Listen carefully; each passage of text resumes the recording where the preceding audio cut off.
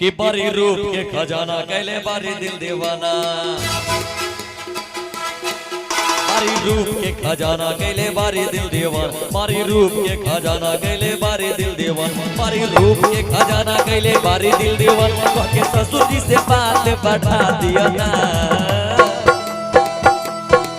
ए दरभंगिया फौजी, ए दरभंगिया फौजी अपन बहन से ब्याह करा ए दरभंगिया फौजी अपन बहन से ब्याह करा। हाँ तो सुनो ना,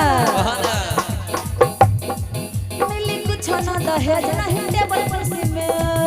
अरे चलते लेकिन बहन से ब्याह करवा। मिली कुछ ना दहेज नहीं टेबल कुर्सी में, मिली कुछ ना दहेज नहीं टेबल कुर्सी में। जो हो फरा जितना पतिया पठा देवा हो। अरे हम राजी छिए, बोला ये हो जूनियर देवर, बोला हे भौजी बोला। ये हो जूनियर देवर, अच्छा अपना बहन से ब्याह करा देवा हो। जूनियर देवर अपना बहन से ब्याह करा देवा। ए दरभंगिया फौजी अपन बहन से ब्याह करा।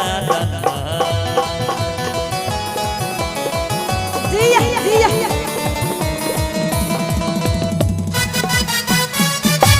क्या बात है? क्या बात है?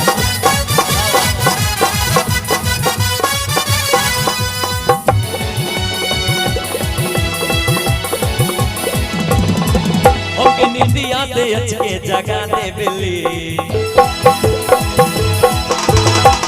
कहा तारी भैया लड़का ने कहे जब भोजपुरी में चल जाए छे बेटा, वो लड़का कहे छे कि तू रात के तोहर बहिन सपना में आवे छ। अच्छा हमके नींदिया में अचके जगा दे बिल्ली, फूले अखियां का ओढ़नी गिरा दे बिल्ली। हमके अखियां के अचके जगा दे बिल्ली, फूले अखियां का ओढ़नी गिरा दे बिल्ली। करी कैसे ओकरा माना, अच्छा दिल पहले बा दीवाना। करी कैसे ओकरा माना, दिल पहले बा दीवाना। कह के ससुर जी से बात पठा दीना ए दरभंगिया फौजी, ए दरभंगिया फौजी बोलियो ना। अपना बहन से ब्याह करा।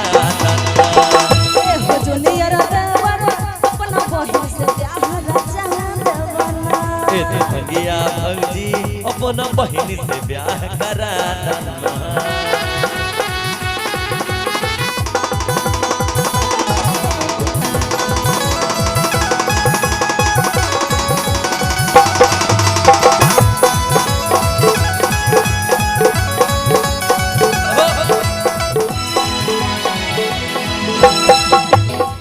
बजा बहनी चढ़ल राखिया नरवे करे।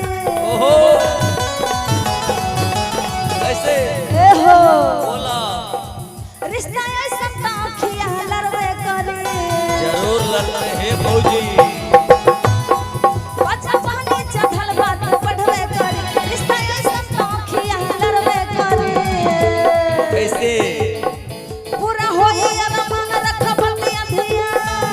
अच्छा पूरा होई अरमान रखब के अधिया। अपन हाथे माथे मौरी चढ़ा देवना। ए हो की हो ए हो जूनियर देवर, हाँ सुनै छो ना। सुनै छियै हे बेगूसराय वाली फौजी। शादी करे का मन छ ना, फुल मन छै, अभी तुरंत पक्का कराय दै छियै। जारो लाइ छै बुझते छो। ए हो जूनियर देवर, हाँ ई पसंद छ? कौन पसंद ए छ? ए ओ कहै छै हमर छै, ई ने हमर ने तोहरी भाई लोग के छियै हो। सुना ना, ए हो जूनियर देवर अपना बहिन से ब्याह रचा देवर। ए दरभंगिया फौजी अपना बहन से ब्याह करा। आराम से भैया, थोड़ा ज्यादा नहीं होता, टेम्पो ज्यादा है थोड़ा सा।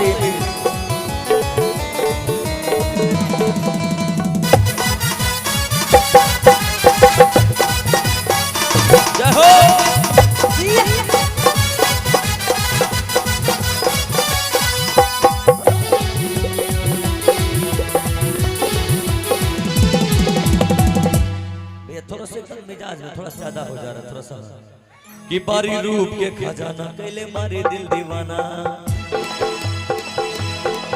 बारी रूप के खजाना कैले बारी दिल दीवाना, बारी रूप के खजाना कैले बारी दिल दीवाना, बारी रूप के खजाना कैले बारी दिल दीवाना, कह के ससुर जी से बात बढ़ा देना।